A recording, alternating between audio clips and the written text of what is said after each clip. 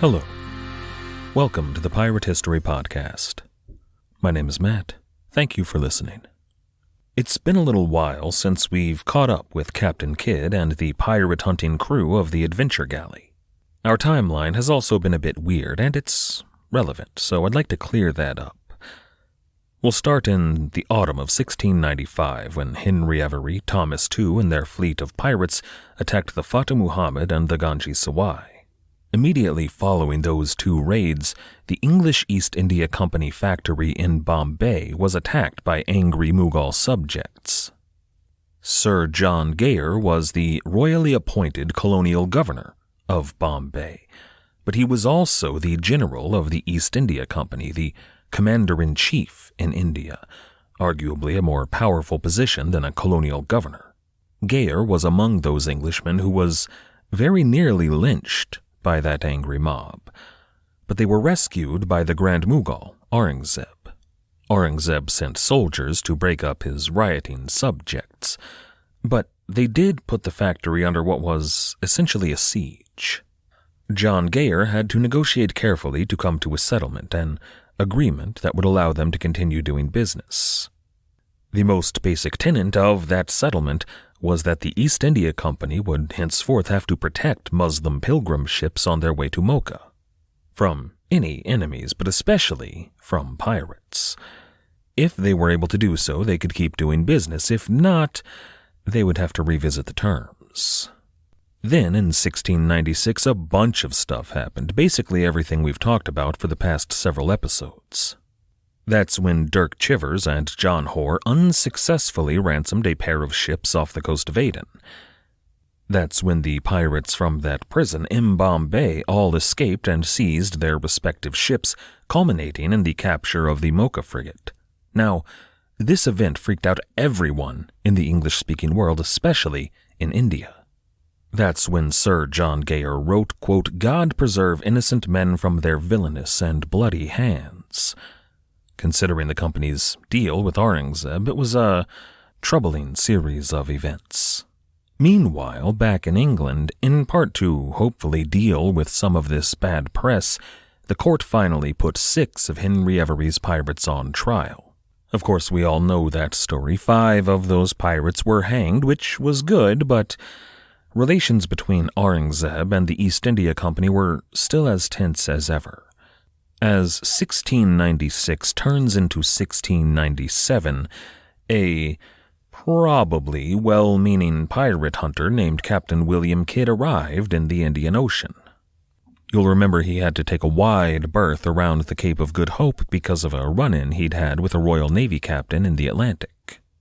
Now, when Kidd arrived at Madagascar, there were no pirates to be found, which is, well, I know, more or less, where most of the pirates were in the spring of 1697, but I want to keep those cards close to my chest, because Captain Kidd doesn't know where they are. It'll make for some fun, dramatic reveals. At the nearby island of Johanna, Captain Kidd ran into yet more trouble. This time it was an East India Company captain who had been in convoy with that Royal Navy captain from the Atlantic. But eventually, Captain Kidd made it to the Gulf of Aden, to the Bab el-Mandeb, the strait that leads into the Red Sea, and he arrived just in time to sneak into the port at Mocha and really freak out the Mughal fleet that was waiting to set sail there. They presumed that Captain Kidd, who was clearly not a member of the East India Company, they thought he was a pirate.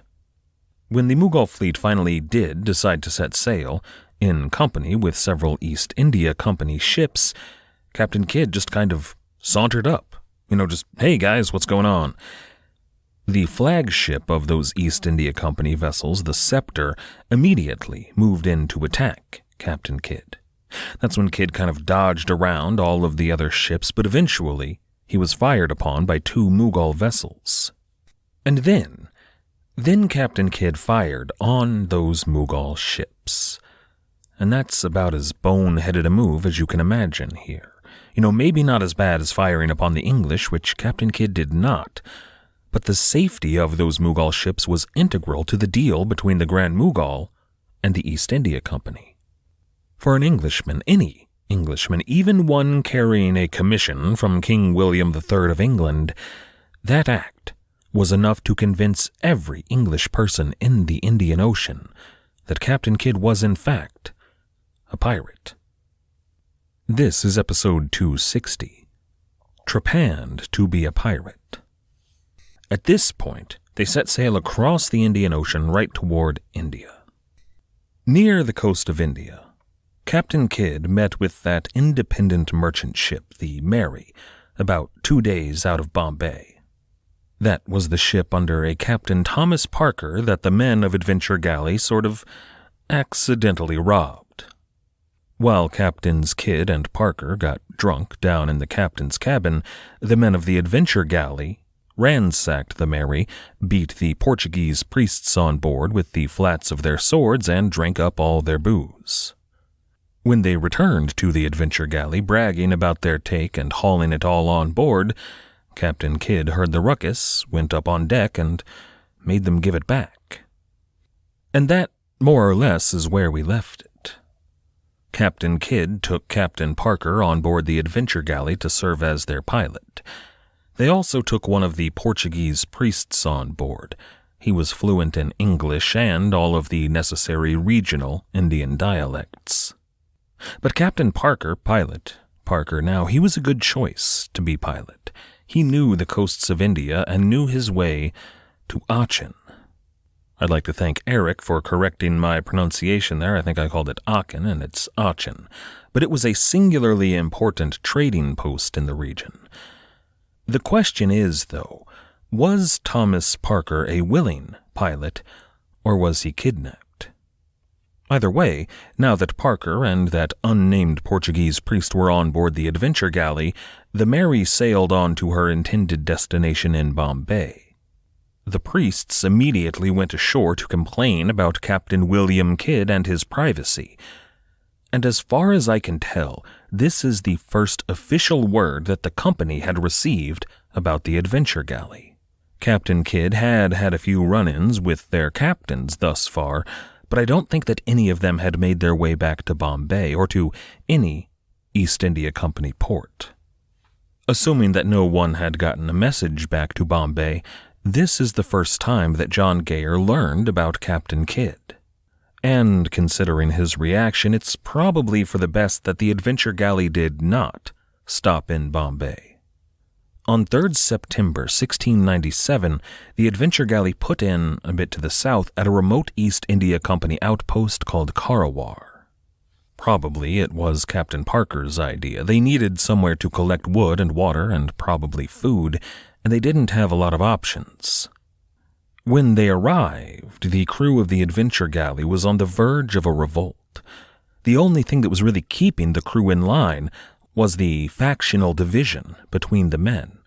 About half the crew was waiting, looking for the opportunity to turn pirate, hoping that Captain Kidd would admit defeat and go rogue, or planning to take the ship from him. But there was a slightly smaller faction that was equally as unhappy because they were convinced that Kidd was going to turn pirate any day. These were the honest men on board. But these were merely symptoms of a larger problem. Those men who were just waiting to turn pirate would have been sated, and those men who were fearing Captain Kidd was about to turn pirate would have had their fears alleviated had they found any prey whatsoever. Pirates or French or anyone they could take some cargo from. That was the point of the voyage. That was how they were going to get paid, and thus far it had been months and nothing. Richard Zacks characterizes the crew of the Adventure Galley as galley slaves to Captain Kidd. He sent a carefully selected group of men ashore to inquire after wood and water at Karwar and to, announce their presence here in India. This was a group of loyal, respectable men. You can't send your scallywags ashore, but sending those men away must have been nerve-wracking. When the balance of power already favors those who are waiting to turn pirate, sending a delegation of loyal men ashore just tips that balance further. Captain Kidd was no fool, though. He'd been mutinied against once before when he went ashore and it looked like he had no intention of leaving the deck of Adventure Galley.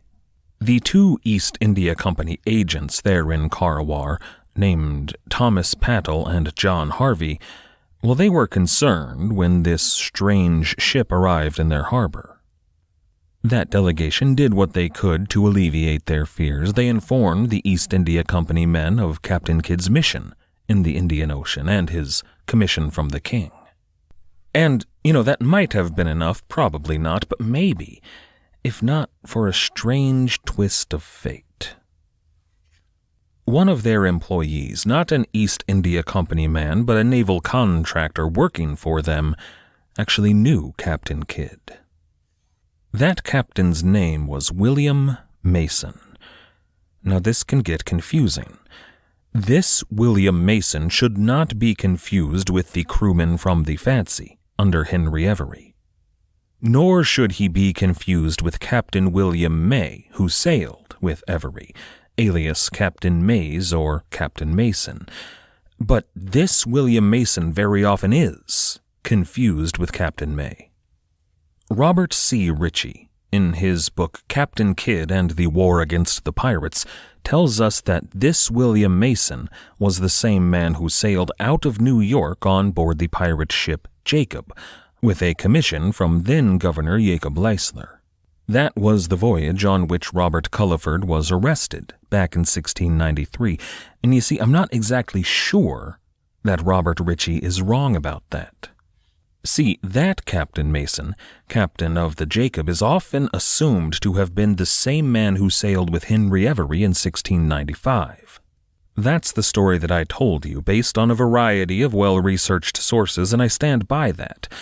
But this Captain Mason, in the employ of the East India Company here in 1697, he had formerly served on board the Blessed William. He was one of the men that had taken part in that mutiny against Captain Kidd back in 1688. The question is, which Captain William Mason commanded the Jacob? This guy from the Blessed William, now in India, or the guy who was about to sail with Captain Henry Every? It's a question I can't answer. I've got a dozen different books on this era of piracy, and they all tell a different story, or rather they tell 2 distinct versions of this story. In the end, they could not all have been the same Captain William Mason. Otherwise, those East India Company men would have arrested this guy for, piracy. But what matters here and now is this Captain William Mason's opinion of Captain William Kidd, and it was not favorable.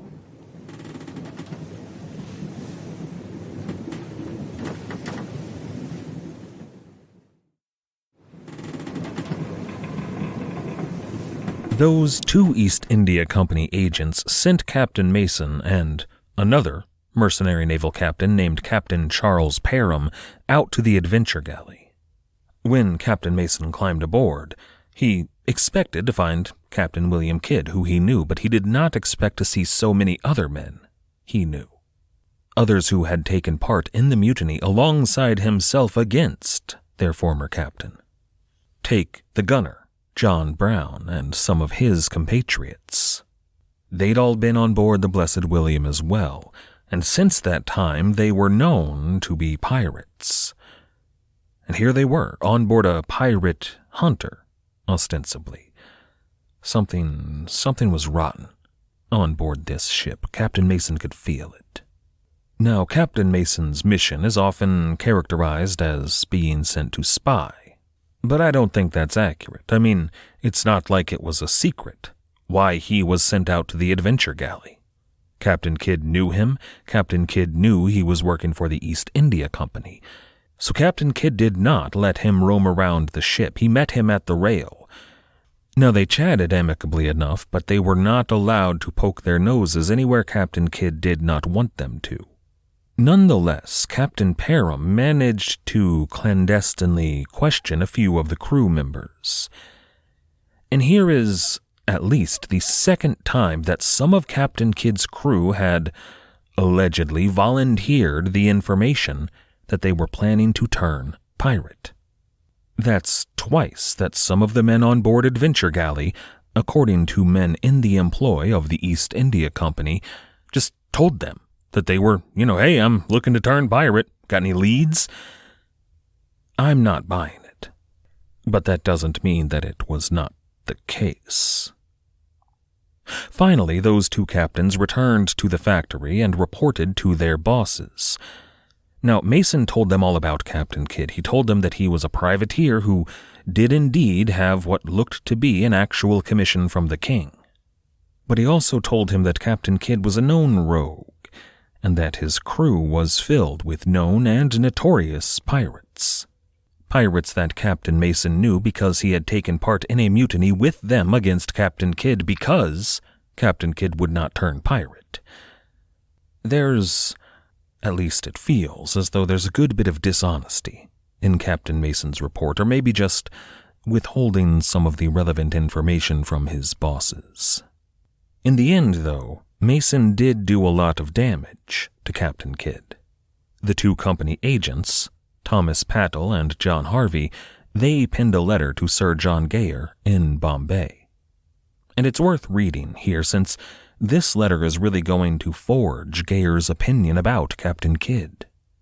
It reads, in part, quote, "These are all to acquaint your excellency of 3rd September came into the cove Captain Kidd in the Adventure Galley. He has on board 140 men and 36 guns. He saith he hath been at Mohia, Madagascar, and other places to look for pirates, but yet hath not met with any, and now is come to this coast for the same purpose. We understand he hath been at Mocha. He says he thought to meet with pirates there, but we are inclined to believe, had it not been for the convoy ships, he would have made no scruple of taking 2 or 3 Surat men. He makes many protestations that he will not injure any one but those he has a commission from the King of England. But notwithstanding his fair pretenses, we much doubt his designs are as honest as they should be." End quote. It was at this point that Benjamin Franks, the jeweler from New York, requested permission to leave the crew. Franks had had a tough voyage so far. He'd taken sick some months back and really never properly recovered. When he begged Captain Kidd for permission to leave, he pleaded his illness, but also a desire to set up a business in India, and he thought that Karwar seemed like a decent destination. Kidd, though, refused to let him go. Until, that is, Franks offered his captain a beaver skin hat. Now, beaver skin hats, to be fair, were kind of the height of rugged, rustic fashion in Europe. For men's fashion, that kind of frontier wear, something so recognizably American, was a little bit dashing, a little bit dangerous. So it was a good gift, and Captain Kidd accepted. But I'm liking Captain Kidd less and less. Everything I hear about him, he's just such a... if they were operating under the Buccaneer Code, they were supposed to be. Captain Kidd did not have the authority to keep Benjamin Franks on board, but he did so nonetheless, until Benjamin Franks bribed him. With his permission to go ashore, Captain Kidd chose 9 men to ferry Benjamin Franks and his cargo to shore, all of whom Kidd thought to be loyal, trustworthy men. But as soon as they arrived at the docks at Karwar, all 9 men deserted. Several of them just ran off. We'll never hear from them again, but 2 applied for asylum at the factory. They begged leave to stay at Karwar and for protection from Captain Kidd, and they were very, very much welcomed in. Benjamin Franks said that he had been, quote, trapanned to be a pirate. Now, I wasn't familiar with the word trapanned. I assumed it meant trapped, and it kind of does. More specifically, it means to be kind of lured in by a wily and deceitful hunter. Now, these men were not treated particularly well by the East India Company agents. They were arrested and held in captivity. But even that, as far as these men were concerned, was better than the Adventure Galley. And now I think you can kind of see why we've been keeping tabs on Benjamin Franks. He's an interesting case nonetheless, a black sheep of a wealthy Jewish jeweler family from New York does not typically sail off with pirates. But I've tried to mention every time that something important has happened where Benjamin Franks was, what he's up to, when he got sick, etc. And that's because he's going to give a full account of his time on the Adventure Galley. It's an excellent source, and one for which I've been thankful, but now Benjamin Franks is no longer on board. But now that those two agents from the company had these men in custody and heard their brief account of what was going on board the ship, they added a postscript to their letter to John Gayer. It reads, quote, "Since we wrote is come to the factory 2 of Kidd's men, who informs us they have taken an English vessel off of Bombay, and they have got the commander aboard a prisoner." They're talking about Captain Parker of the Mary here. They go on, quote, "They took out of her 100 pieces of gold and some rice and raisins." Their going to Mocha was with full intent to take the Surat ships, had not the convoy prevented them. And they conclude they intended to take Abdul Ghafir's ship in the cove and watch for her as she goes out. End quote. That last bit, that's what these men were really afraid of. You remember Abdul al-Ghafir, right? He's that Mughal merchant who, a merchant isn't the right term. He was a captain of industry, kind of like a Rockefeller, a Mughal mogul, if you will. He owned and operated a shipping empire in the Indian Ocean, including a little ship called the Fata Muhammad. He had a ship on the way to Karwar, and these 2 East India Company men were terrified that Captain Kidd planned to capture her. That would mean an end to the agreement between Aurangzeb and the company. That would mean war. They sent that letter off as quickly as possible, but Captain William Mason had his own addendum to put in the envelope. He penned a short note informing Sir John Gayer that the men on board the Adventure Galley begged him to overthrow Captain Kidd. They said they would follow him as long as he took them out on the account. "But I don't do that kind of thing anymore," he said. William Mason wrote, quote, "Kidd carries a very different command from what other pirates used to do.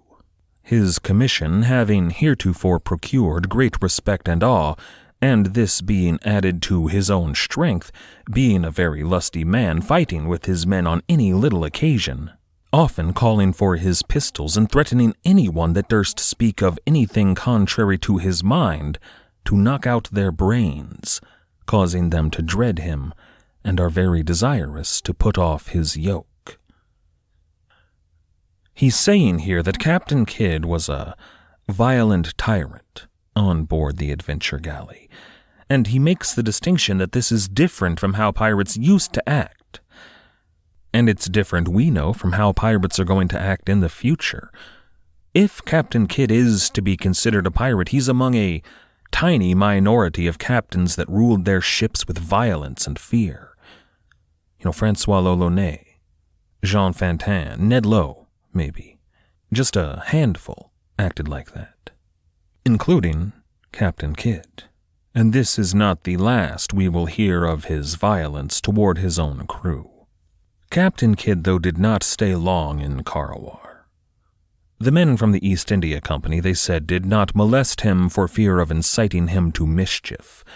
Probably a smart move. They didn't really have the strength to fight him off. But that means that when Kidd wanted to leave, he was free to do so, and after only a couple of days he did. Rather abruptly, one morning he weighed anchor and departed.